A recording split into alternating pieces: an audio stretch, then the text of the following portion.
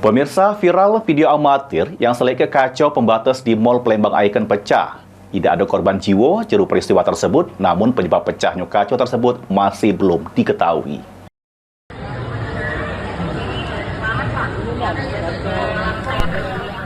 Viral di media sosial, video amatir yang seleka kacau pembatas di salah sikok mall pecah. Terselit di rekaman video tersebut, serpihan kacau berserakan di lantai. Pas tim liputan nyari lokasi tersebut, diketahui lokasi tersebut yakni di Mall Palembang Icon.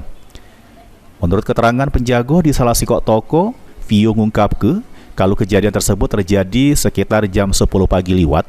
Namun pas kejadian, dirinya lagi berada di jero toko dan dengar suara dentuman kaca pecah dari lantai pucuk. Vio nambahke dirinya belum mengetahui penyebab pecahnya kaca tersebut. Pagi ada kejadian kaca pecah ya di mall ini? Iya Kak, ada. Sekitar jam berapa ini? Itu sekitar jam 10-an kalau nggak salah Kak. Penyebabnya sendiri tahu nggak kita? Kalau untuk penyebabnya kita kurang tahu Kak ya. Awalnya tadi tuh aku dari dalam. Terus bunyi dentuman besar saya kenapa? Tiba-tiba baik.